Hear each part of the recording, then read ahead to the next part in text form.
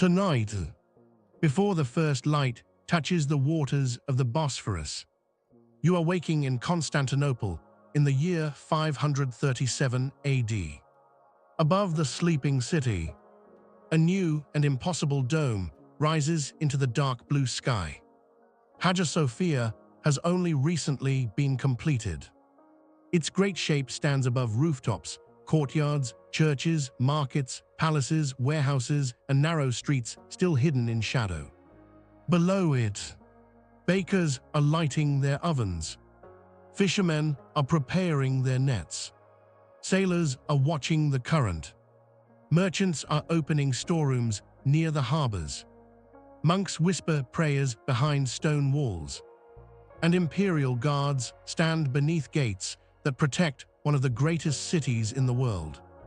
This is not yet Istanbul, and it is no longer the old Rome of the West.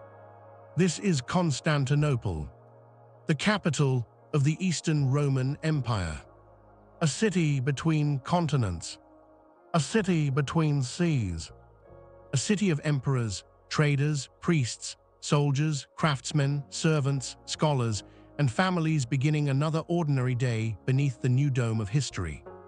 Stay with me and experience one peaceful morning inside Constantinople at the height of the age of Justinian. The night is cool above the water. The Bosphorus moves in darkness. Its surface is not still. Even before sunrise, the current speaks softly against the hulls of small boats and the stones of the shore. A faint wind comes from the north. It carries the smell of salt water, wet rope, smoke, fish, damp wood, and distant fires slowly returning to life. Across the strait, the land of Asia is still a dark outline. Behind you, Europe rises into the sleeping city. Constantinople stands upon a triangle of land guarded by water on two sides. To the north lies the Golden Horn. To the south, the Sea of Marmara. To the east, the Bosphorus. And to the west, great land walls defend the city from armies that may one day come across Thrace. The city is protected by geography. But geography alone is never enough. Walls must be repaired, gates watched, harbors guarded, food stored, ships counted, taxes collected, and every morning, thousands of ordinary hands must keep the city alive. You stand near the eastern shore, where small fishing boats rest against wooden posts. Their ropes creak softly. A lantern burns beside one boat, protected inside a small frame of wood and horn. Its light trembles whenever the wind touches it. Two fishermen are awake. One is older, with a short beard and a heavy cloak wrapped around his shoulders. The other is younger, perhaps his son or apprentice. They kneel beside a net spread across the damp stones. The older man checks each section with his fingers. A tier near the weighted edge is repaired with practiced movements. The younger man holds the lamp closer. He is still learning when to be silent and when to ask questions. At this hour, silence is safer. The sea gives enough lessons by itself. A small basket waits beside them. Inside are hooks, cord, a knife, and pieces of old cloth used to protect the hands. The boat is not large. It will not cross to distant lands. It will remain close to the city, following familiar waters where fish may gather before the sun rises too high. Yet even a small boat matters. Fish will go to market. A tavern may buy some. A household may send a servant. A monastery kitchen may receive a few. The sea enters the city one basket at a time. The younger fisherman lifts the net carefully. The older man ties the last repair. Together, they step into the boat. The wood dips beneath their weight. The rope is loosened. The boat moves away from the shore. For a moment, the lantern becomes a small golden point drifting across the dark water. Then it joins other faint lights already moving toward the morning catch. Behind the shore, Constantinople begins to stir. A gate near the waterfront opens slightly. A man carrying a bundle of firewood passes through. His sandals scrape against stone. A dog follows him for several steps, then loses interest and turns toward a pile of empty baskets. From somewhere higher in the city, a rooster calls. Another answers. Then a third. The sound travels between walls and rooftops. The city does not wake all at once. It awakens in fragments. A door opening. A lamp being lit. A cart wheel turning. A bucket lowered into a cistern. A prayer whispered. A cough from an upper room. The first hammer striking wood near the harbor. You begin walking uphill from the water. The street is narrow and uneven. On either side, houses and workshops lean close to the road. Some lower walls are stone, others brick. Upper sections may be timber and plaster. Many buildings turn inward, protecting family life behind heavy doors and small courtyards. From outside, they appear simple. Inside, there may be painted rooms, storage jars, woven mats, benches, icons, lamps, sleeping spaces, tools, and hidden gardens where vines climb above shaded wells. A household door opens ahead of you. A woman steps into the dim street carrying a clay pot. She pours water near the threshold and sweeps the dust away with a bundle of twigs. Her movements are calm but efficient. Soon the household will be awake. Bread will be needed.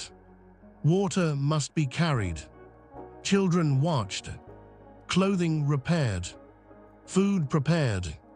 A servant may be sent to the market. A husband, brother, son, or father may leave for work, church, court business, military duty, or the harbor. The city is remembered for emperors and domes. But morning begins here. At the doorway, with dust, water, and ordinary labor. Inside the house, a small oil lamp burns before an icon. Its flame is weak after the night. The woman pauses near it. She adjusts the wick. For a moment, the painted face catches the light. Then she returns to her work. The city's faith is not only found inside great churches. It lives inside rooms, on shelves, in whispered prayers, in gestures made before bread is cut or journeys begin. You continue upward. A bakery glows at the corner of a street. The oven has been awake longer than the city. Heat pours from its mouth. The baker's face shines with sweat despite the cool morning. He works quickly, shaping dough on a wooden table while an assistant brushes ash from the oven floor. Some loaves are round, others flatter and darker. A basket of sesame seeds stands nearby. A jar of oil rests near the wall. The smell is warm and deep. Fresh bread in a sleeping city feels almost sacred. A boy enters carrying dough wrapped in cloth. His family has prepared it at home and brought it here to be baked. Neighborhood ovens serve more than one household. The baker opens the cloth, marks the dough so it can be identified, and places it near the oven. Other wrapped loaves are already waiting. Each belongs to a different home. Each must return to the right hands. In a city this large, even bread requires memory. A porter from the harbor buys the first finished loaf. He tears off a piece before leaving. The steam rises into the darkness. He eats while walking downhill. His work will begin before the sun reaches the rooftops. Ships do not wait for comfortable hours. The baker removes another loaf, then another. The assistant sprinkles flour across the table. A pale cloud rises in the firelight. The boy watches, fascinated. The baker sees him looking and breaks off a burned edge from one loaf. He hands it to the child. The boy accepts it with both hands. It is too hot. He tosses it from one palm to the other, trying not to drop it. The assistant laughs softly. Outside, the sky has begun to change. Not sunrise yet, but the deepest blue has lifted. High above the rooftops, one shape is becoming visible before all others. The dome of Hagia Sophia. You turn toward it. Even from this distance, it dominates the city. It is not like older basilicas with simple long roofs. It rises wide and enormous, as if a piece of the sky has been lowered onto stone and brick. The church was rebuilt after fire and destruction during the violent uprising only a few years earlier. Now it stands completed under Emperor Justinian. To many who see it, the building feels almost impossible. A holy space, an imperial statement, a demonstration of wealth, engineering, faith, and ambition. But at dawn, before crowds fill its vast interior, it appears quiet. The dome rests above the city like a sleeping moon made of stone.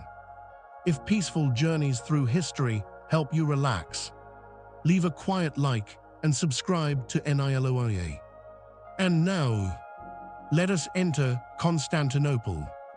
The street widens as you approach a district of workshops. A coppersmith has opened his shutters. Inside, lamps reflect against bowls, trays, jugs, and church lamps hanging from hooks. The craftsman arranges tools beside a low bench. His first task is simple repair. A household has brought a damaged basin. The rim is bent. He places it upon a support and taps the metal with a small hammer. The sound is clear in the morning air. Not loud enough to wake the whole street, but enough to announce that work has begun. Next door, a carpenter lifts a plank from a stack of timber. Wood is valuable in a city built largely of stone and brick. Good timber must be brought from forested regions by road or ship. It becomes doors, beams, chests, carts, ships, scaffolding, and tools. A carpenter understands not only shape, but scarcity. He studies the board carefully before cutting. A poor cut wastes money. A good cut makes the material serve two purposes instead of one. An apprentice holds the plank steady. The carpenter marks a line, then pauses, measures again. Only then does the saw begin. Farther along the street, a lamp maker works with clay molds. Small lamps dry on wooden shelves. Some are plain. Others carry crosses, vines, birds, or simple geometric patterns. A lamp is humble, but in a city of churches, homes, workshops, offices, and night watches, light is always needed. A clerk may write by one. A monk may pray beside one. A mother may check a sleeping child. A guard may carry one along the walls. A fisherman may use one before dawn. Tiny flames connect the city after sunset. The lamp maker lifts one unfinished piece. He checks the spout. Too narrow and the wick will not sit properly. Too wide and the oil may spill. He sets it aside for correction. Even small objects ask for judgment. You leave the craftsmen and enter a lane where water carriers are gathering near a public fountain. The water flows from channels connected to the city's great system of aqueducts, cisterns, reservoirs, and pipes. Constantinople depends on stored water. The city can be crowded. Sieges may come. Dry seasons may strain supplies. The great cisterns beneath and within the city hold water like hidden lakes in the darkness. Above ground, ordinary people meet the system through fountains, wells, jars, and daily carrying. A young man fills two large vessels. He balances them from a wooden yoke across his shoulders. His body leans slightly under the weight. A woman waits with a smaller jar. Two servants from a wealthy household carry larger containers marked with painted symbols so they will not be confused with others. A monk fills a clay vessel for a nearby church or monastery. Water draws all kinds of people to the same place. For a few moments, status stands in line. Not equally, never completely, but close enough to hear the same falling stream. A girl helps her mother lift a jar onto a cloth ring placed upon the head. The girl's hands tremble. The jar is heavy. The mother gives a quiet instruction. The girl adjusts her posture. The vessel steadies. She takes 3 slow steps. Then another. Learning begins through weight. The city teaches the body before it teaches the mind. The first church bells begin. Not everywhere at once. One sound rises from a nearby church. Then another farther away. Then a deeper tone from a larger building closer to the center. The bells do not erase the city's other sounds. They join them. Water flowing. Bread ovens breathing. Hammers beginning. Animals shifting. Wooden wheels creaking. The distant wash of the Bosphorus. A group of monks walks through the street in dark garments. Their pace is slow. They speak little. One carries a book wrapped in cloth. Another holds a small lantern, though the sky is now brightening. They pass a merchant opening his storeroom. He bows his head slightly. They continue. Religious life in Constantinople is visible everywhere. Churches, monasteries, chapels, icons, processions, festivals, prayers, disputes, donations, and imperial ceremonies all shape the city. But faith does not exist apart from daily life. A monk still needs bread. A church needs oil. A monastery needs water. A priest may speak to a merchant about a debt, a donation, or a delivery of candles. The sacred and practical walk the same streets. You follow the bells toward a broader avenue. Here, the city begins to show its imperial scale. The road is better paved. Buildings stand taller. Shops open beneath arcades. Columns from older Roman structures appear in squares and along public spaces. Some are still used proudly. Others have been reused, repaired, moved, or built around. Constantinople carries the Roman past inside its stones.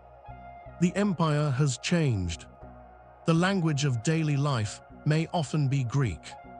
The faith is Christian. The capital is in the east.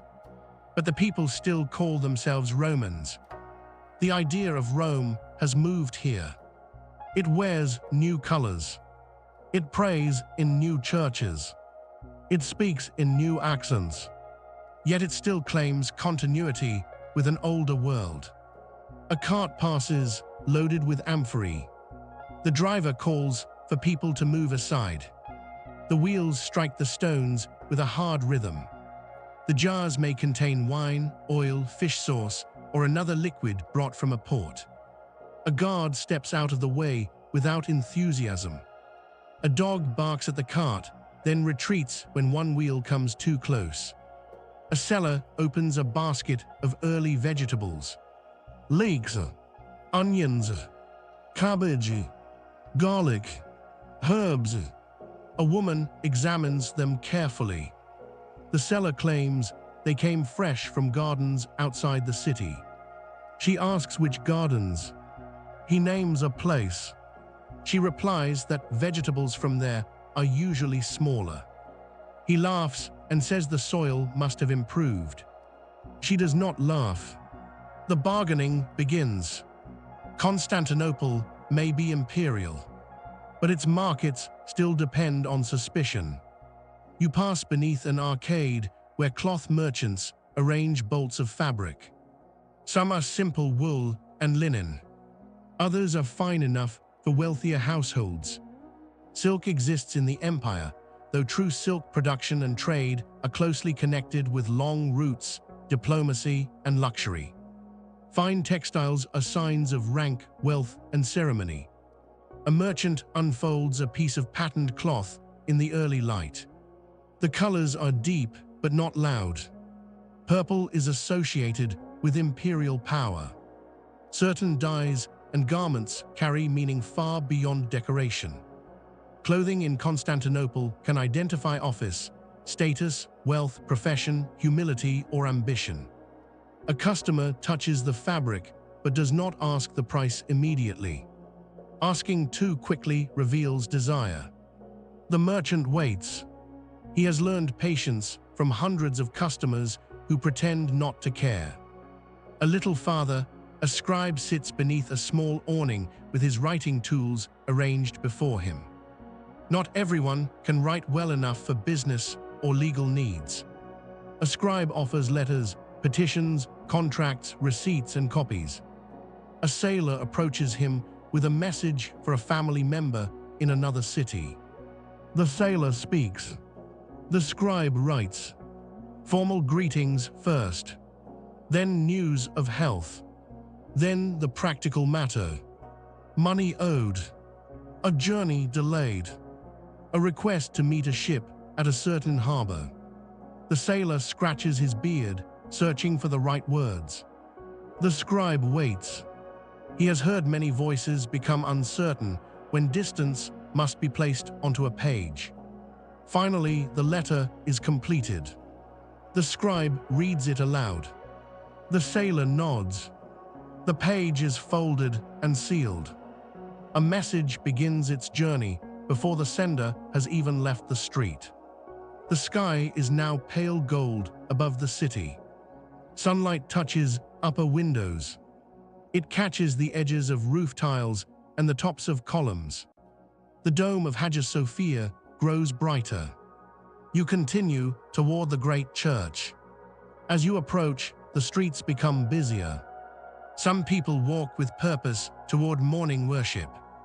Others are simply passing through the most important district of the city. Officials, servants, merchants, pilgrims, soldiers, clergy, beggars, travelers. A wealthy woman rides in a covered chair carried by attendants. A laborer carrying stone steps aside for her procession. A child stares until his mother pulls him back. The city is not socially equal. Rank appears in clothing, movement, escort, speech, and the space people are expected to make for one another.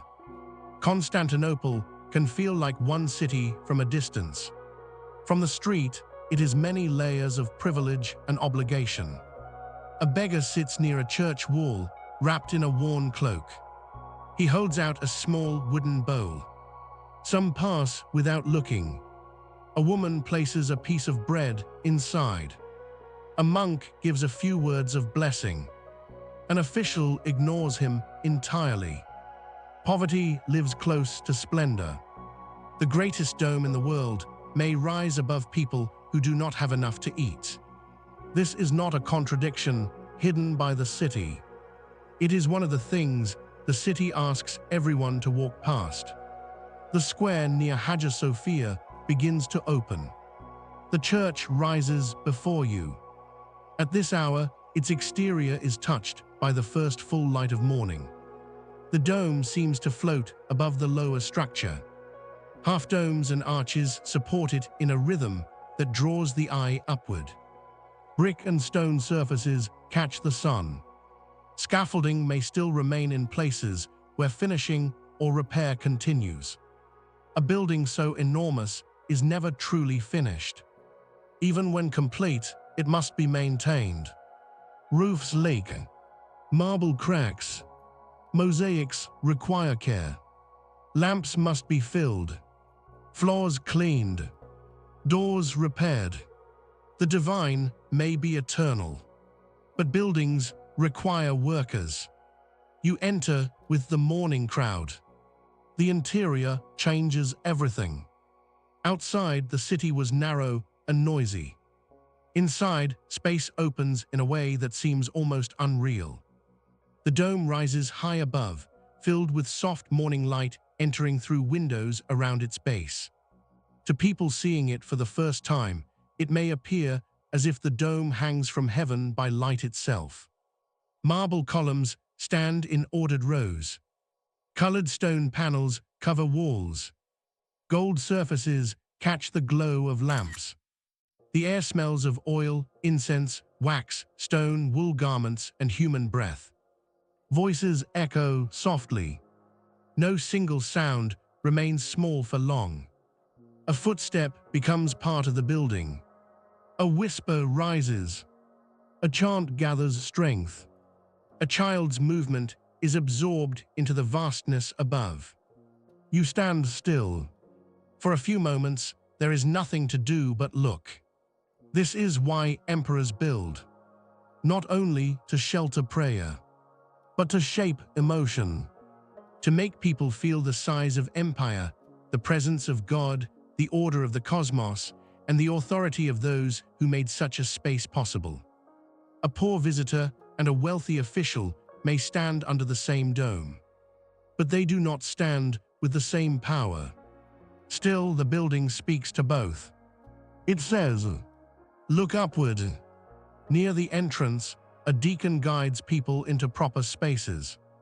Clergy move near the sanctuary. Their garments catch the light. A group of singers begins a chant. The sound fills the church slowly, like water filling a basin. It rises into the dome and returns softened. A woman bows her head. An old man touches his forehead. A young servant glances upward when he thinks no one is watching. The gold light flickers across their faces. Faith here is public, imperial, ceremonial, but also private. Every person beneath the dome carries some hidden petition. Health, forgiveness, safe travel, a son at sea, a debt unpaid, a child with fever, a marriage uncertain, a business risk, a fear unnamed. Great churches gather small prayers. You walk along the side aisle. The floor beneath your feet contains polished stone in patterns of color. Green, white, red, gray. Some stones have traveled from distant quarries. The empire brings materials from many lands into one sacred space.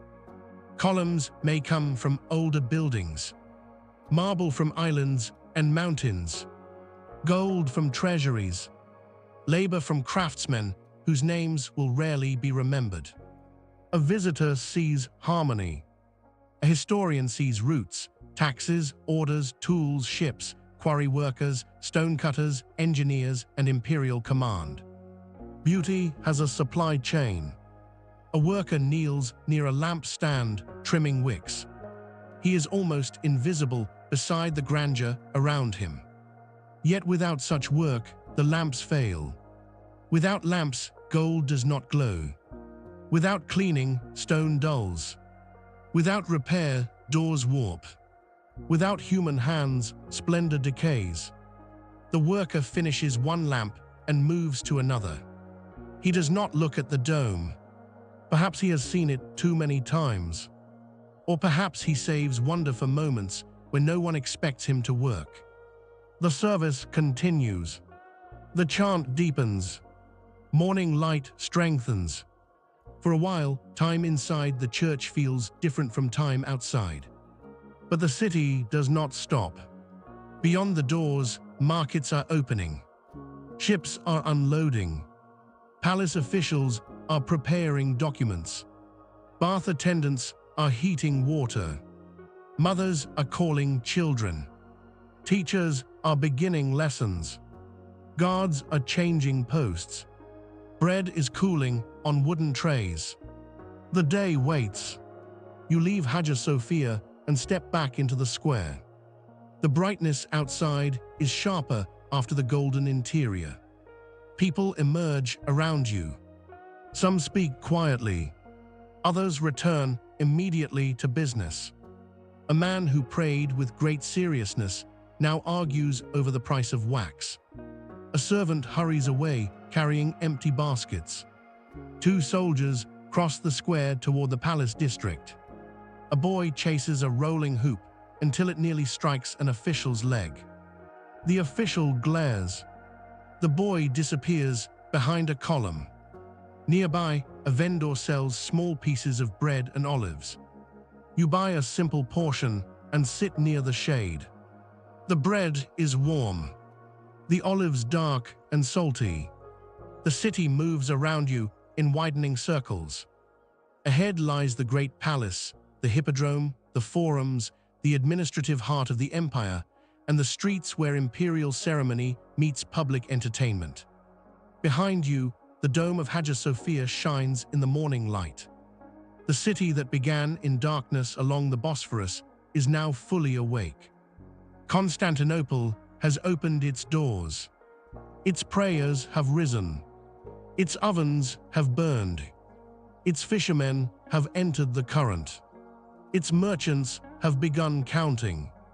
Its scribes have begun writing. Its bells have called the faithful beneath the greatest dome of the age. And now, as the sun climbs higher over the capital of the Eastern Roman Empire, the road leads toward the Hippodrome. There the people of Constantinople will gather not in silence, but in color, rivalry, noise, and spectacle. The morning has belonged to water, bread, prayer, and light. The next part of the city belongs to crowds. The square behind Hagia Sophia remains bright with morning. The great dome rises above you, catching the sun along its curves. Behind its walls, chants still echo softly beneath the vast interior. But outside, Constantinople has returned to motion. A cart crosses the stone pavement. A monk steps aside for a group of imperial guards. A woman carrying bread pauses to speak with a neighbor. A clerk hurries past with a sealed document held tightly beneath one arm. Two boys run between columns until an older man calls them back. The city does not remain still for wonder. Even beside one of the greatest churches ever built, life continues. You follow the street south and west toward the place where the people of Constantinople gather in their thousands. The Hippodrome. Before you see it fully, you hear it. Not the full roar of a race day. Not yet, but a deep and scattered sound of preparation. Voices echoing between stone walls. Animals moving in stables. Vendors calling to early customers. Workers repairing wooden fittings. A distant hammer. The scrape of wheels. The sharp laugh of someone who has already placed a wager and regrets it. The Hippodrome is more than a place of entertainment. It is a political theater, a civic pressure point, a space where emperor, people, factions, soldiers, officials, and city rumor meet face to face. Here, chariot races can become celebration. Celebration can become anger. Anger can become danger. Only 5 years have passed since the Nika riots tore through Constantinople. Crowds once gathered here with fury. Factions united. Buildings burned. Thousands died. The city was wounded, and then rebuilt. Now, in the year 537, the stones remember what the mourning crowd tries not to say aloud. The Hippodrome stands beside the great palace. The emperor can appear before the people without leaving the protected world of imperial power. From palace to spectacle, from throne to crowd, the connection is direct. Constantinople understands ceremony as architecture. Where a person stands matters. Who is seen matters. Who speaks matters. Who remains silent matters even more. You approach an entrance where vendors have gathered along the outer street. The day's races may not yet have begun, or perhaps the crowd is assembling for public announcements and spectacle. Either way, the area is alive. A man sells small loaves filled with herbs and onions. Another offers watered wine from a large clay vessel. A woman carries a tray of dates and nuts. A boy moves through the crowd with cups stacked inside a basket. The smell of horses mixes with bread, smoke, sweat, dust, and sea wind drifting faintly from the Marmara. A group of men wearing colored ribbons argue near a wall. Some support the blues, others the greens. The circus factions are not merely sporting clubs. They carry social identity, neighborhood loyalty, patronage, rivalry, pride, and sometimes political tension. A color can mean belonging. A victory can feel personal. A defeat can become an insult. One man points toward the stables and declares that the blue team's horses are stronger this season. A green supporter laughs and says strength is useless without a driver who knows how to turn. The argument draws several listeners. No one is truly angry yet, but everyone knows how quickly words can become more than words. Nearby, an older merchant shakes his head. He has seen enough faction quarrels to avoid them. He buys bread and moves away. Wisdom in Constantinople sometimes means knowing which crowd not to join. You enter the Hippodrome. The space opens suddenly. Long, vast, designed for motion. Seats rise in tiers around the track. The central barrier, the spina, stretches down the middle, decorated with monuments, columns, and ancient trophies brought from earlier ages of empire. Among them stands an Egyptian obelisk set upon its base, a stone memory carried across centuries and lands to stand here in the Roman capital of the East. The empire collects time. It brings old monuments into new spaces and gives them new meanings. The track itself is quiet for a moment. Dust rests upon the ground. Workers smooth rough sections with rakes. A man inspects a wheel mark near one curve. The turns are dangerous. A chariot race is not only speed. It is timing, courage, balance, risk, and terror held beneath discipline. A driver must control horses at high speed, manage the curve, avoid rivals, and survive the chaos of the race. The crowd sees color and victory. The driver feels leather, breath, dust, wheels, and the possibility of sudden death. At one end of the track, stable workers lead horses into view. Their bodies shine in the sunlight. Muscles move beneath the skin. One horse tosses its head and pulls against the rope. The handler speaks quietly and places one hand along its neck. The animal calms, but only slightly. These horses are not decorations. They are trained, fed, groomed, valued, and watched carefully. A strong horse can make a faction proud. An injured one can ruin expectations. An ambitious patron may spend heavily to secure the best teams. A young stable boy carries a bucket of water. He walks carefully, trying not to spill it. When one horse steps sideways, he freezes. The older handler takes the bucket before the boy loses control. No scolding. The lesson is already clear. Around you, people begin filling the seating areas. Citizens, craftsmen, sailors, merchants, servants, soldiers, foreigners, and visitors from other cities. Some have come for excitement. Some for loyalty to a faction. Some because public gatherings are where news travels fastest. Some because they hope the emperor or his officials will appear. Some because the Hippodrome offers the feeling of being part of something larger than a household or shop.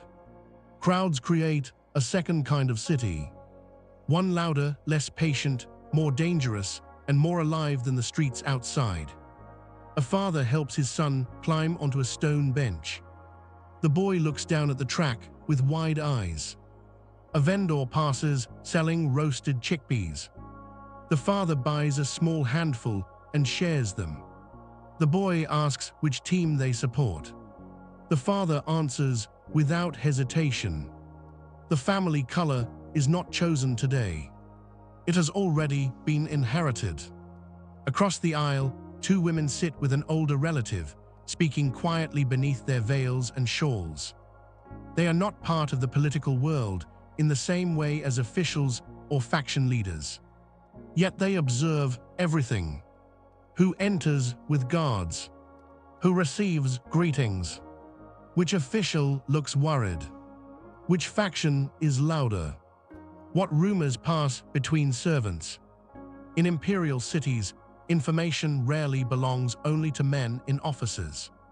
It moves through households, kitchens, markets, churches, baths, and seating areas like this. A rumor born in the Hippodrome may reach a palace kitchen before sunset. It may enter a merchant house by evening. By tomorrow, it may have changed shape completely. A group of soldiers stands near an entrance, watching the crowd. Their presence is not decorative. Public gatherings require control. After the riots of 532, no official can forget how quickly the Hippodrome can become dangerous. The rebuilt city is beautiful, but beauty sits above memory. The guards speak quietly among themselves. One scans the seating. Another watches the faction groups. A third checks the passage leading toward the palace. The crowd laughs at a joke from a vendor. The soldiers do not. Their duty is to notice what laughter may hide. A horn sounds. The scattered noise shifts. People look toward the imperial section. There is movement near the passage connecting the Hippodrome to the Great Palace. Officials appear first. Men in carefully arranged garments. Court attendants. Guards. Clerks. People whose positions are shown not only by what they do, but by where they stand and how close they may approach the imperial presence. An official reads an announcement. The words are formal. The voice trained to carry. Some people listen closely. Others care only whether the races will begin soon. The announcement concerns public order, perhaps repairs, taxes, grain supply, or imperial generosity. In Constantinople, even entertainment is connected to government. The emperor feeds the city, punishes the city, builds for the city, appears before the city, fears the city, needs the city. Power here does not live only behind palace walls. It must occasionally show its face. You watch as several people bow their heads. Others stand straighter. The imperial presence may be distant, but hierarchy fills the air. Even those who grumble about taxes understand the weight of ceremony. The old Roman world has taught Constantinople that power must be performed. Purple cloths, gold, guards, procession, titles, silence at the right moment, acclamation at the next. A city believes what it repeats. The crowd begins to chant. At first, only one section, then another. The sound rolls around the Hippodrome. Faction cries, blessings, requests, praises, some carefully loyal, some edged with demand. To modern ears, it may sound like chaos. To officials, it is information. Which side is louder? What words are being used? Does the chant praise the emperor? Or ask something from him? Does it remain playful? Or become pressure? In the Hippodrome, the voice of the people is not abstract. It has volume. It has rhythm. It has risk. The races begin. Chariots enter to cheers. The horses strain forward, held only by discipline and the final moments before release. Drivers stand in their chariots, reins wrapped in practiced ways. Their bodies lean slightly. Each one knows the first movement matters. A bad start can place a driver behind the dust of others. A reckless one can bring collision before the first turn. The signal is given. The teams surge forward. The crowd rises. Sound becomes physical. Hooves strike the ground. Wheels cut into dust. Drivers bend into the race. The first turn approaches. This is where courage and calculation meet. Too wide and distance is lost. Too tight and disaster waits. One chariot takes the curve sharply. The wheel lifts for an instant. The crowd gasps. Then it lands. The driver survives the turn. The cheer follows a heartbeat later. A boy near you shouts until his voice cracks. His father laughs and tells him to save some breath for the next lap. He does not. The horses race down the length of the track. Dust rises behind them. The sun catches it, turning the air golden. The colors of the factions flash. Blue, green, white, red. But the crowd's deepest loyalties belong to the leading teams. Men point. Women lean forward.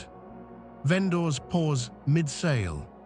Even soldiers glance toward the track. For a few minutes, the entire city seems to move in a circle. Around the spina, around the monuments, around memory, around risk. The race continues.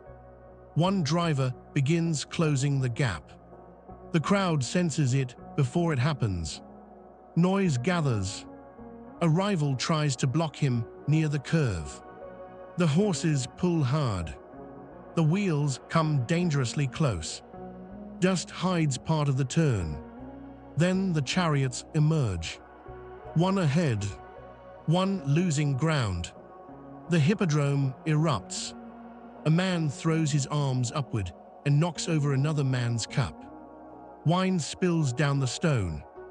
The cup's owner shouts, then realizes his team has gained position and forgets the insult.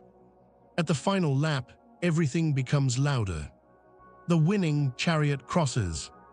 The crowd divides into triumph and complaint. Supporters shout the driver's name.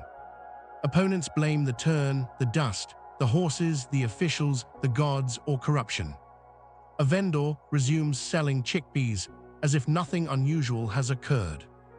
He has learned that after every race, hunger returns. You remain seated for a moment as the crowd shifts. The Hippodrome has shown you Constantinople's public pulse. Its joy, its danger, its hierarchy, its memory, its need to gather. But the city is not only spectacle. Beside this arena lies the great palace, where decisions are made in quieter rooms, where scribes bend over documents, where ambassadors wait, where guards stand beside doors, where laws are drafted, where imperial ceremony turns politics into ritual. You leave the seating area through a side passage. The sound of the crowd remains behind you, but the tone changes quickly as you approach the palace quarter. The streets are cleaner here, more controlled. Movement is watched. Walls rise higher. Gates are guarded. Courtyards appear beyond archways. You cannot simply wander into the most private spaces of imperial power. But even the outer districts reveal the palace's presence. Servants move with covered baskets. Clerks carry tablets and documents. Officials pass with attendants. Soldiers stand at entrances decorated with stone and bronze. A messenger arrives on horseback, dusty from travel.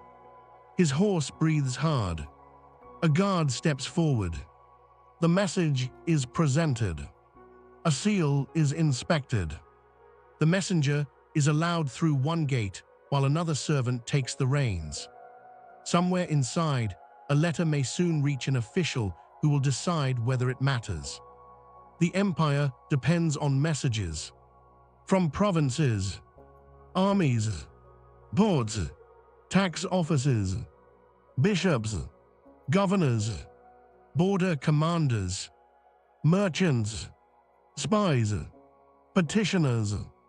News arrives unevenly. Too late, too early, exaggerated, incomplete, urgent, vols. The palace must sort the world through parchment, wax, memory, and suspicion. You walk along an outer courtyard where several clerks sit beneath a shaded portico. They are recording deliveries. Oil for lamps, wax for candles, grain for palace kitchens, linen, wine, firewood, fish, spices, materials for repairs. The Great Palace is not only a residence. It is an institution that eats, burns, writes, stores, receives, displays, and commands. Every day, supplies enter through controlled channels. A clerk checks a list against baskets being unloaded by workers. One basket contains figs, another dried fish, another bundles of herbs. A servant complains that the herbs are wilted. The supplier insists they were fresh at dawn. The clerk examines them without expression. A small adjustment is made to the payment. The supplier accepts unhappily. Imperial kitchens may be grand, but they still bargain over herbs. Nearby, two men carry a large jar of oil toward a storage room. Oil is needed for food, lamps, anointing, and countless practical uses. The jar is heavy. Their steps must match. A third man opens the door ahead of them. Inside, shelves and storage pits hold the palace's daily necessities. In places like this, imperial majesty becomes inventory. A different passage leads toward administrative offices. You pass a room where scribes sit in rows. The atmosphere is quieter than the Hippodrome, but no less intense. Reed pens move across parchment and paper. Documents are copied. Accounts totaled. Petitions summarized. Orders prepared. Seals warmed. Wax pressed. The empire is not ruled by the emperor alone. It is ruled through people who write, count, remember, and repeat. One scribe reads a petition from a provincial town. The town asks for tax relief after poor harvest or damage from conflict. The scribe copies the essential points into a shorter summary. The full document is too long for every official to read. A summary can shape its fate. What is included matters. What is omitted matters. A careless clerk can weaken a plea. A sympathetic one can preserve its strongest argument. The people far away will never see this room. Yet part of their future may pass through this hand. Another clerk checks military supply records. Boots, grain, horse feed, weapons, payments, names, numbers. The empire's armies depend upon lists almost as much as courage. If grain fails to arrive, soldiers weaken. If pay is delayed, loyalty strains. If horses are not supplied, messages slow. Paper does not fight battles, but battles may be lost without it. The clerk pauses at a number that does not match an earlier record. He calls another man. They compare tablets. A mistake, or theft, or delay. The difference must be investigated. One wrong number becomes a question that may travel through several offices before the day ends. You continue through a passage where walls are decorated with colored stone and painted surfaces. Not the full splendor of the imperial halls, but enough to remind every visitor where they are. An ambassador from a distant people waits with his attendants. They stand beside gifts wrapped in cloth, perhaps silver vessels, furs, spices, weapons, letters, or objects chosen to impress without appearing too desperate. Diplomacy is theater with consequences. The ambassador watches the palace officials carefully. Who greets him? How long must he wait? Is the waiting deliberate? What title is used?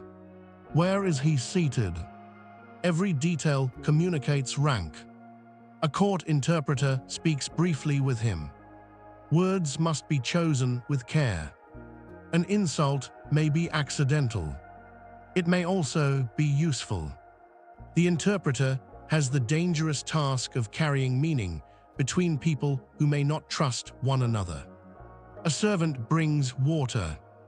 The ambassador accepts. The waiting continues. Imperial power often makes others wait. You leave the outer palace area and move toward the Augustaion, the great public square near Hagia Sophia and the palace. Here the city's sacred, imperial, and civic worlds meet.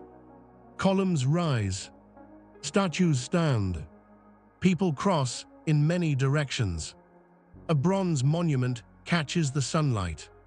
Officials pass beneath guard escort. Pilgrims move toward the church. Merchants use the square as a route between districts. A beggar sits near a wall. A wealthy man passes without seeing him. A child stares upward at a statue of an emperor, mounted or standing in imperial confidence. The child asks whether the emperor can see everything from up there. His mother says emperors have people to see for them. This answer is more accurate than she may intend. The square is grand, but it is not clean of ordinary life. A man sells fruit near one corner. A soldier buys a handful of figs. Two lawyers or advocates speak in low voices before entering a nearby building. A priest hurries across the pavement, late for a meeting. A woman drops a small bundle of cloth. A servant retrieves it and runs after her. Everyday movement passes beneath symbols of eternity. From the square, you can see the relationship between Hagia Sophia, the palace, and the Hippodrome. Prayer, power, crowd, three centers within steps of one another. A person standing here can feel the structure of Constantinople. The emperor rules under God. The people gather in spectacle. The church sanctifies. The palace commands. The Hippodrome answers, sometimes obediently, sometimes dangerously. The city's heart is not a single building. It is a triangle of forces. You follow a broad street westward toward one of the great forums. The road is busy with carts, pedestrians, animals, officials, vendors, and apprentices carrying materials between workshops. Along the way, shops stand beneath porticos. A glass seller displays small vessels that catch the light. A jeweler works behind a guarded counter. A seller of icons and small religious objects arranges painted panels, crosses, and lamps. A cloth merchant calls to passers-by. A baker's assistant carries trays of bread toward a larger household. The capital attracts goods from across the empire and beyond it. Egyptian grain, Syrian textiles, Black Sea fish, Balkan timber, Anatolian stone, spices through eastern routes, wine from islands and provinces, ideas from monasteries, schools, churches, and distant courts. Constantinople consumes the world in order to appear eternal. You enter the Forum of Constantine. The space opens around a great column rising above the city. The Forum carries memory of the city's founder, Constantine, whose decision transformed Byzantium into the new Rome. The column is more than stone. It is a claim, a line drawn between past and present. Rome did not vanish, the city says. Rome stands here, under eastern skies, beside the Bosphorus, beneath Christian signs. The Forum is crowded. Merchants use the edges. Officials pass through. Visitors stop to look upward. A group of students stands with a teacher who explains the history of the column and the city's founding. One student asks whether old Rome is still greater. The teacher's expression changes.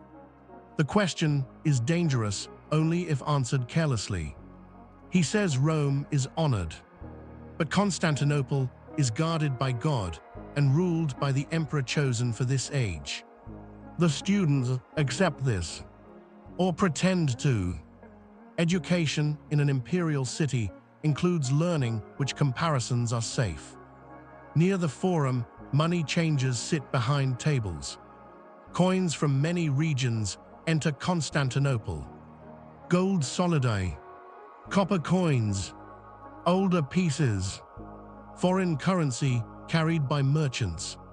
A trader places coins before a changer. Each is weighed, examined, accepted or rejected. A clipped coin loses trust. A worn coin loses value. An unfamiliar coin invites suspicion. The money changer moves with calm precision. The trader watches every movement. A small difference multiplied over many coins becomes profit or loss. Nearby, a notary prepares a contract for two merchants. One supplies cloth. The other will transport it by ship. They discuss risk. What if the ship is delayed? What if cargo is damaged? What if pirates appear? What if officials at another port demand unexpected fees? The notary writes carefully. Trade depends upon hope. Contracts prepare for disappointment. The merchants press seals into wax. Their agreement becomes an object that can travel. You continue beyond the Forum into a district of workshops serving the wealthy and the court. Silversmiths, ivory carvers, embroiderers, mosaic workers, manuscript copyists, candle makers, perfume sellers. The city's splendor is manufactured by people whose names often disappear behind the names of emperors, bishops, and patrons. In one workshop, a mosaicist sorts tiny cubes of colored glass and stone. Gold tesserae lie in a shallow tray. Each piece is small enough to vanish between fingers. Together, thousands can create a field of light. The craftsman selects pieces by shade. Not all gold is the same. Some reflects warmly, some more sharply.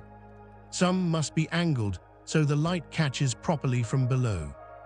A young apprentice prepares mortar. Another carries a sketch. The final image may appear in a church, palace, chapel, or wealthy home. To a viewer, the mosaic will glow as if effortless. Here, effort is everywhere. The master presses one cube into place. Then another. A line begins to form. A halo. A border. The fold of a robe. Light is built one fragment at a time. Next door, an ivory carver works on a small panel. The material is precious, imported, smooth, dangerous to waste. His tool moves slowly, carving a figure in shallow relief. A mistake cannot be hidden easily. The panel may become part of a book cover, a small devotional object, or a gift exchanged among elites. The carver bends close. His eyes strain. An apprentice fans away dust with a piece of cloth. The work is quiet, intense, and almost motionless. Luxury often looks calm from outside because the anxiety remains inside the craftsman's hands. A perfume seller nearby opens a tiny glass bottle for a customer. The scent is rose, perhaps mixed with spices and resins.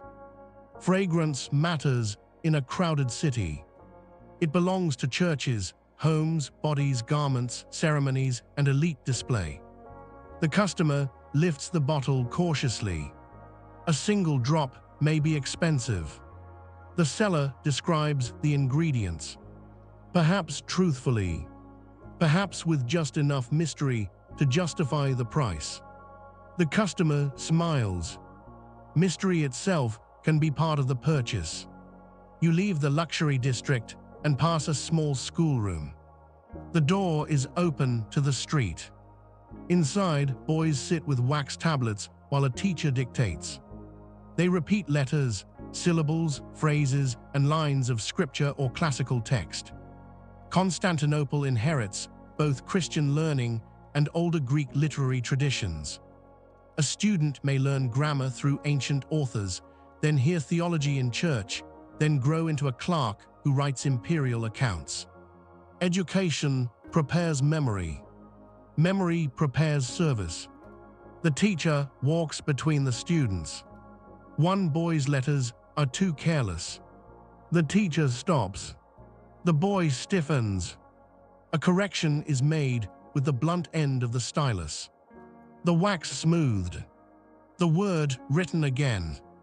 Another student reads aloud. He stumbles. Starts again. Learning in the city is not gentle for everyone. But the ability to read and write can open doors into administration, church, trade, and law. Outside, a girl passes with her mother carrying water jars. She glances briefly toward the school, then continues. Education is not distributed equally. Some girls learn letters at home, especially in wealthier families, but many do not enter spaces like this. The city's knowledge has walls as real as its fortifications. You continue toward a bathhouse district. Steam rises faintly from vents.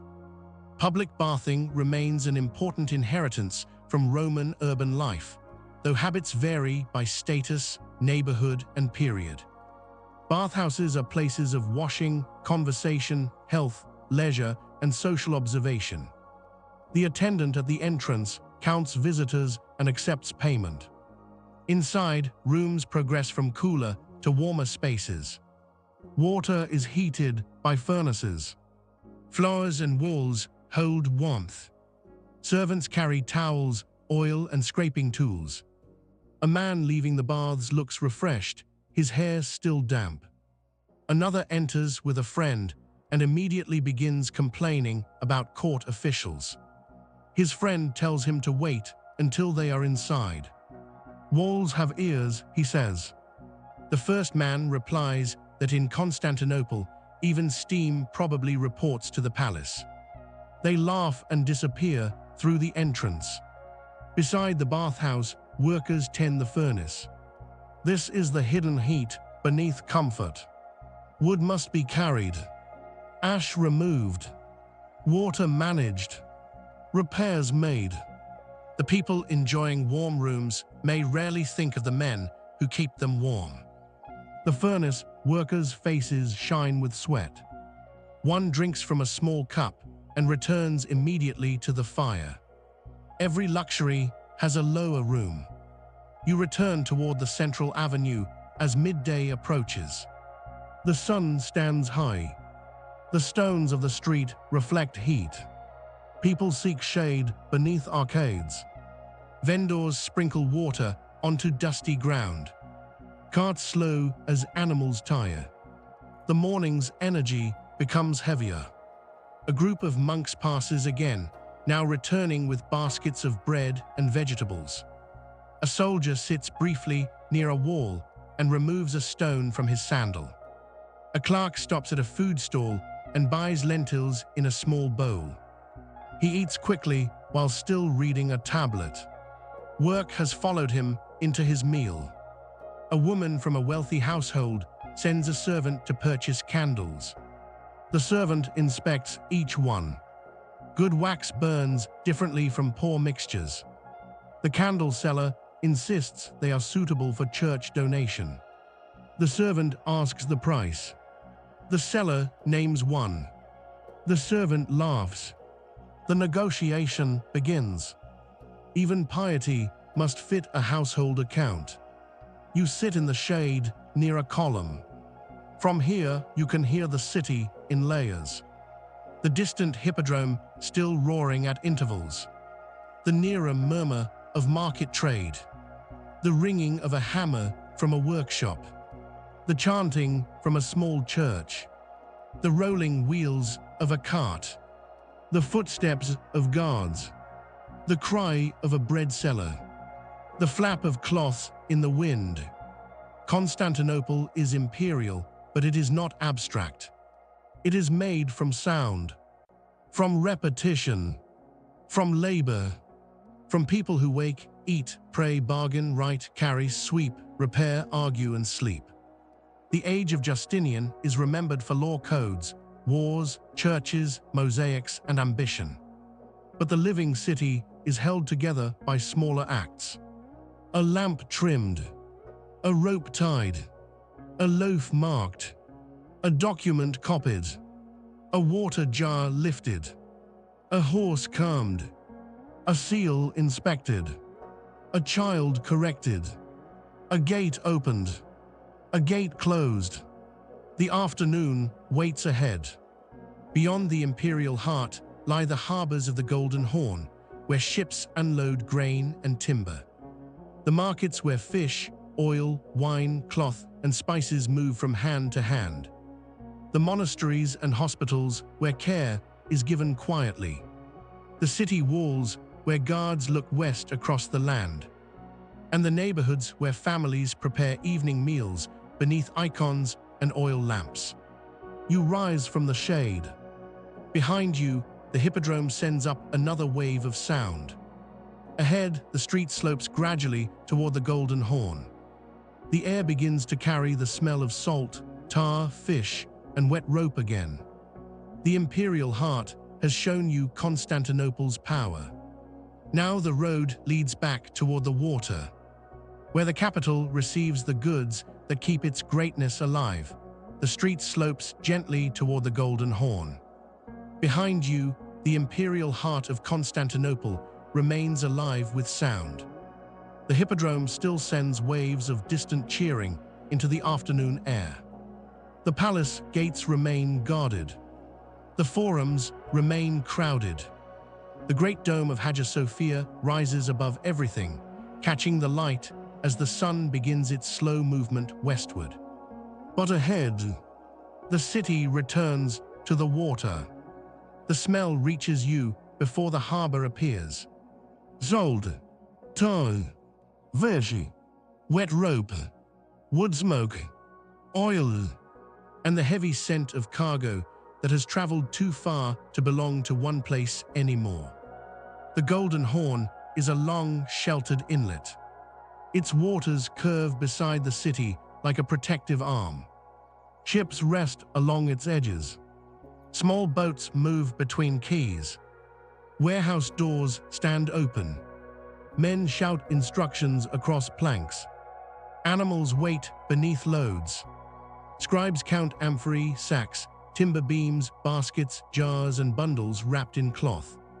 The imperial city may pray beneath domes and gather in the Hippodrome. But here, beside the harbor, Constantinople eats. Here it receives grain, fish, oil, wine, wood, stone, cloth, wax, spices, letters, news, and people from every direction of the empire. You walk along the quay. A merchant ship has recently arrived. Its hull sits low in the water. Workers unload sacks of grain one by one. Each sack is heavy enough to bend the body forward. The porters move carefully across a wooden plank between ship and shore.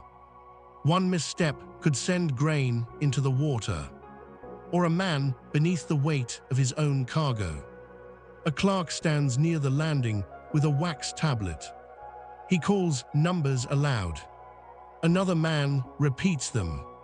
The rhythm continues. Lift, carry, count, snag, mark. Again. A city as large as Constantinople cannot survive on beauty. It needs bread. And bread begins with grain arriving safely from fields far beyond the city walls. A sailor sits on the edge of the ship, drinking from a small cup. His face is darkened by sun and wind. Perhaps he has come from Egypt. Perhaps from the Black Sea. Perhaps from another harbor of the empire, where officials, farmers, sailors, and merchants all contributed to this shipment before it reached the capital. He watches the porters work with tired eyes. For him, the voyage is nearly finished. For the grain, another journey begins. From ship to warehouse. From warehouse to mill. From mill to bakery. From bakery to table. From table to the hands of workers who will rise again tomorrow and keep the city alive. A few steps away, fishermen sort their catch beneath a cloth awning. Silver fish flash in shallow baskets. Some still move. Others lie still in the heat. A woman from a nearby household inspects them carefully. Freshness disappears quickly. The fisherman insists the fish were pulled from the water only a short time ago. The woman looks at him as if this statement may be true, but not yet proven. She lifts one fish, checks the eyes, the gills, the smell. Only then does the bargaining begin. Beside them, a boy washes a basket with seawater. A gull lands nearby and watches the fish with perfect confidence. The boy throws a small stone. The gull moves just far enough to avoid it, then returns. The harbor belongs to birds almost as much as sailors. Farther along the quay, timber is being unloaded from another vessel. The beams are long and difficult to move. Several men coordinate the lift with ropes. Wood is precious in Constantinople. It becomes ships, doors, scaffolding, furniture, carts, roof supports, tools, and fuel. A city of stone still depends upon forests. A carpenter inspects one beam before it is carried away. He looks for cracks, rot, warping, insects. The beam is acceptable. He marks it with a small sign. It will be taken inland for a building project or a workshop. Perhaps it will hold a roof above a family. Perhaps support repairs near a church. Perhaps become part of another ship that will one day return to the same waters. Materials move through the city and change identity. Grain becomes bread. Wood becomes shelter. Wax becomes candles. Stone becomes walls. Glass becomes lamps. Metal becomes locks, tools, and sacred vessels. The harbor is where transformation begins. You continue into the warehouse district. The streets here are narrower and darker, shaded by tall storage buildings. Inside one warehouse, amphorae are stacked in careful rows. Some contain oil, others wine, others fish products, preserved goods, or liquids needed by households, workshops, kitchens, monasteries, and palace stores. Each vessel is marked. Each belongs to someone. A warehouse keeper stands beside the entrance, reading from a tablet. Two workers move jars from one row to another. He corrects them. Wrong owner. Wrong stack. They lift the jar again with visible irritation. The keeper does not care. A misplaced jar becomes an argument later. Order is easier, while everyone is still tired enough to obey. In the back of the warehouse, a lamp has been lit despite the afternoon. The interior is cool and dim.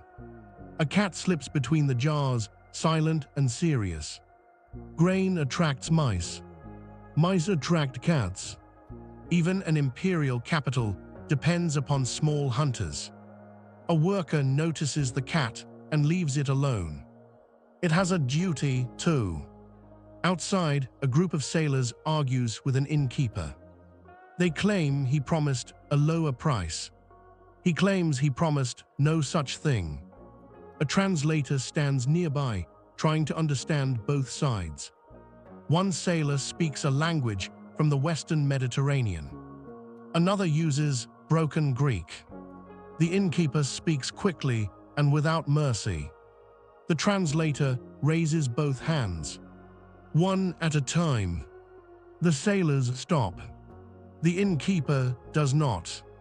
The translator turns to him and repeats.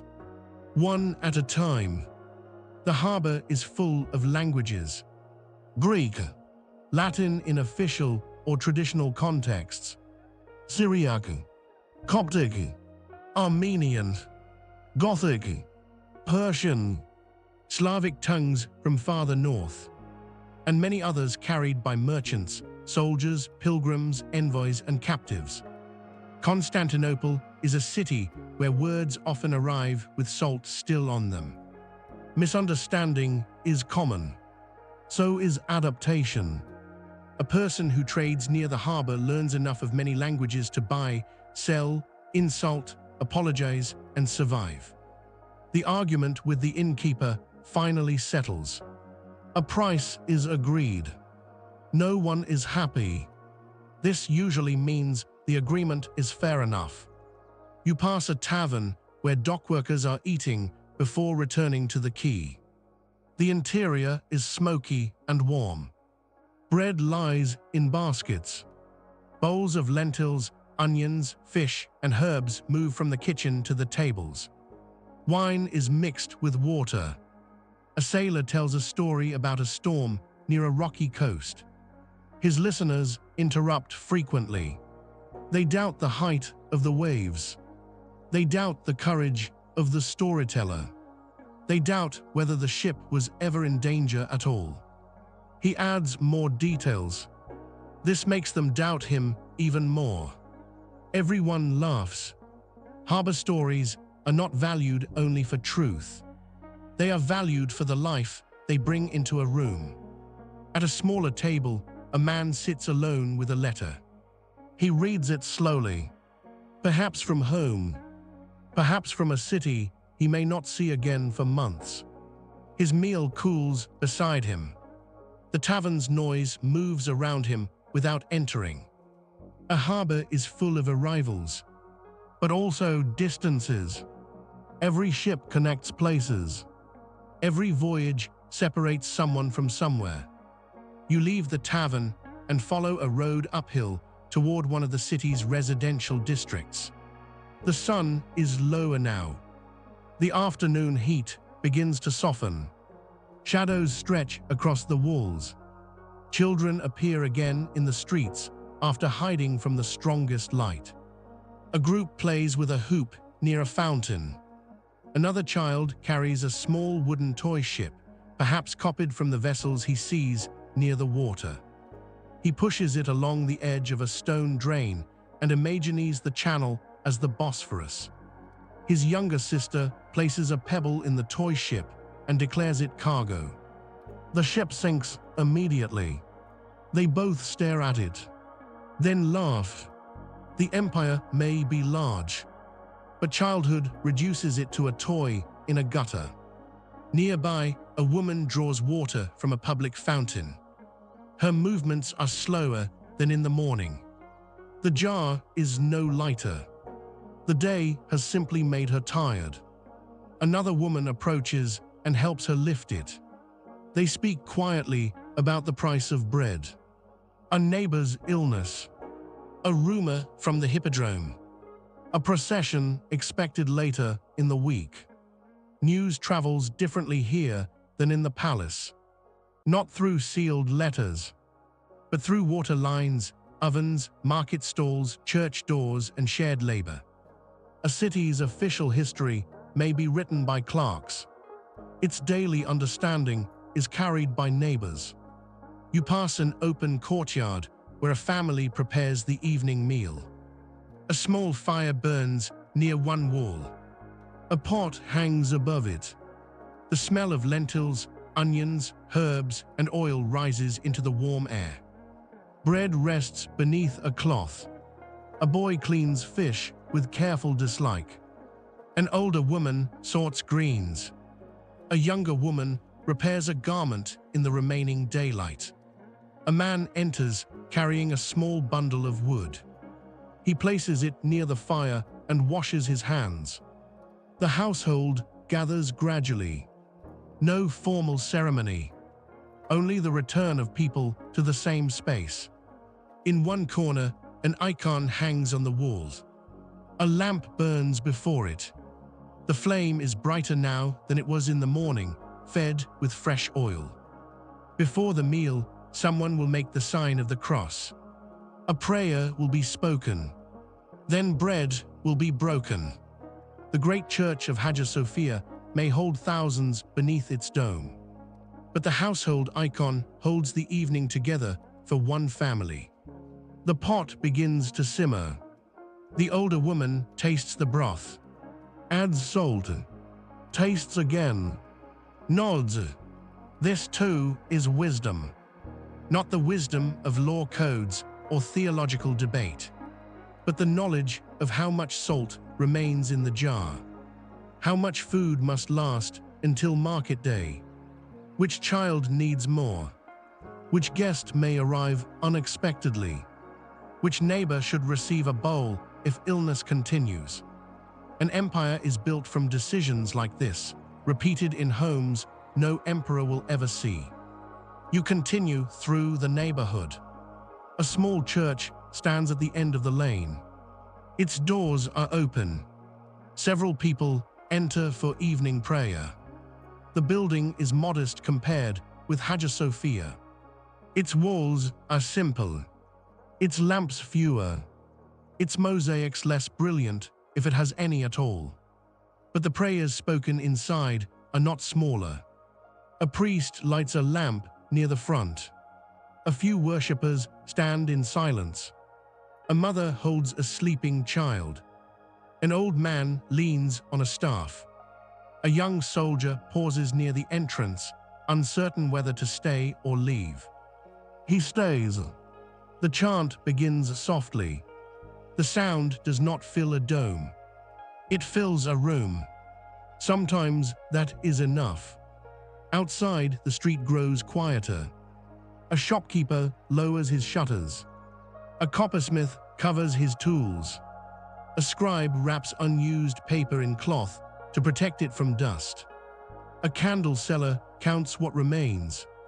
A baker scrapes the oven and prepares for tomorrow's early work. The city is not ending the day. It is preparing the next one. Every closing gesture contains a future morning. The road begins to climb again. You follow it toward a higher part of the city where the view opens westward. The Theodosian walls stand in the distance. Massive, layered, imposing. They guard the landward side of Constantinople. From the sea, the city appears as harbors, domes, and walls along water. From the west, it appears as a fortress. Towers, gates, stone lines crossing the land. The walls have protected the city for generations and will continue to shape its destiny for centuries. You approach a section where guards are changing watch. The evening light touches the battlements. A soldier climbs the steps to the wall walk.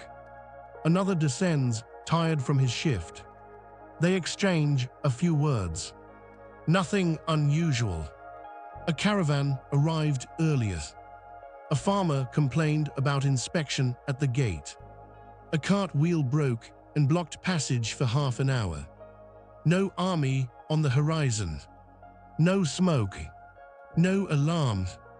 For guards, a peaceful day is measured by the absence of events. From the wall, the land outside stretches toward Thrace. Fields, roads, low hills, small settlements. The empire extends far beyond what can be seen, but every border feels closer from a wall. Constantinople may seem eternal from inside its churches and palaces. From the battlements, it becomes clear that the city must always be defended. A young guard looks west. He is perhaps new to the post. The older soldier beside him points toward the road.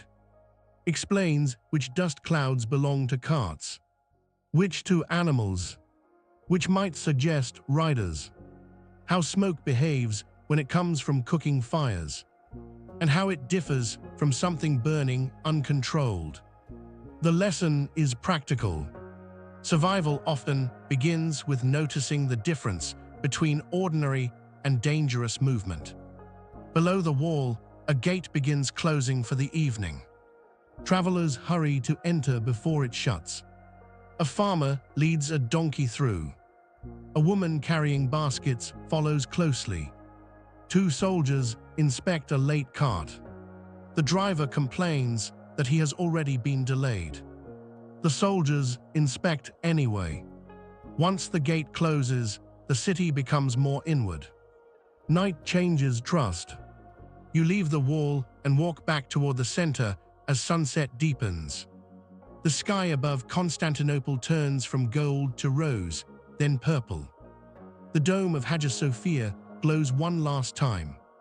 The Bosphorus and Golden Horn reflect strips of fading light. Birds move in dark groups above the rooftops. Smoke rises from evening fires. Lamps appear in windows. One, then another, then dozens. The city that was built from stone begins to become a city of flames. Small flames, fragile flames, oil lamps in homes, candles in churches, lanterns carried by servants, fires beneath cooking pots, watch lamps near gates, harbor lights beside the water. The greatest city in the world still depends on tiny points of fire to survive the night. You enter a broader street near the central districts. The day's noise has changed. The roar of the Hippodrome is gone or fading. The palace district is quieter. Markets have closed or become small evening stalls. A vendor sells warm bread to late customers. Another offers cooked chickpeas. A water seller makes one final round. A group of men speak in low voices beneath an arcade. They discuss the races, a tax rumor, a church dispute, a military campaign far away. One says the emperor builds too much. Another says great buildings show God's favor. A third says buildings do not lower the price of grain. The others fall silent for a moment. Then the argument begins again. Constantinople is a city of faith, but also opinion. No emperor, bishop, or official can prevent people from speaking in corners. Nearby, a woman hurries home with a covered basket. She passes a beggar sleeping near a wall. A monk stops and leaves a piece of bread beside him. The beggar does not wake. The monk continues.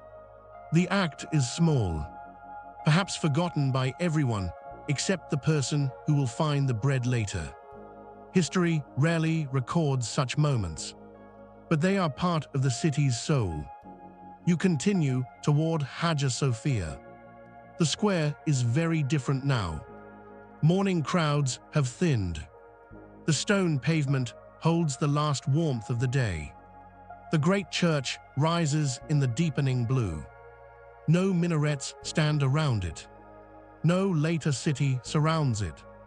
This is the 6th century, the age of Justinian, the age of Eastern Rome. The dome seems darker now, but lamps glow near entrances and windows. Inside, some prayers continue. A worker carries oil for lamps. A priest speaks quietly with a deacon. A traveler stands outside, looking up, unable to leave. Perhaps he arrived from a small town and has never seen such a building. Perhaps he knows he may never see it again. The church is not only a place people enter. It is something they carry away in memory. You stand in the square and look from Hagia Sophia toward the palace, then toward the direction of the Hippodrome. Earlier, the city showed you prayer, power, and crowd. Now they rest beneath the same sky. The palace windows glow faintly. Some officials are still working. Empire does not sleep simply because the sun is gone. Messages are read. Documents sealed. Plans discussed. Guards posted. Somewhere inside, a servant carries a lamp through a corridor. Somewhere else, a clerk copies the final lines of a document before the wax cools. Perhaps the emperor himself is at prayer. Perhaps in council. Perhaps resting. The city does not need to know. It only needs to feel that power remains awake behind walls. You walk slowly toward the edge of a terrace where the Bosphorus can be seen beyond rooftops. Night settles over the water. The Asian shore is marked by a few faint lights. Boats move like shadows. A lantern swings at the stern of one vessel. Its reflection breaks into gold across the dark current. The same waters that greeted you before dawn now carry the city into night. Fishermen have returned. Merchants have counted. Chariots have raced. Clerks have written. Monks have prayed. Bakers have sold their bread. Women have lifted water jars. Children have played in streets. Guards have watched the walls. Sailors have argued in taverns. Mosaicists have placed gold one fragment at a time. And beneath the great dome, voices have risen into space that seemed too large for human hands to create. Constantinople is not peaceful because it is simple. It is peaceful only in certain moments. When the sea wind softens the streets. When lamps glow behind shutters. When prayer quiets a room. When a family shares bread. When the city pauses between one day's labor and the next. You sit for a moment in the evening air. The stone beneath you is warm. The breeze from the Bosphorus is cool. Somewhere below, a dog barks once. A cart moves slowly over the road. A bell sounds from a church. Then another answers. The notes drift across rooftops, down to the harbors, and out over the water. They do not command the whole city. They simply remind it that night has come. The sky deepens. Stars appear above the capital of the Romans. One by one, small and distant, Hagia Sophia's dome becomes a dark shape against them. Earlier, it seemed to catch the sunrise. Now it seems to hold the night. You breathe slowly. The city settles around you. Not asleep. Never completely. But softer. Quieter. Wrapped in lamps, water, stone, and prayer. And as the final lights shimmer across the Bosphorus, let Constantinople rest beneath its great dome. Let the harbors grow quiet. Let the palace corridors fade into shadow. Let the voices of the Hippodrome become only memory. And let the ancient city sleep between two seas, beneath the stars of the Eastern Roman night. Thank you for joining this peaceful journey through Constantinople. Good night. Sleep peacefully. And until our next journey through history.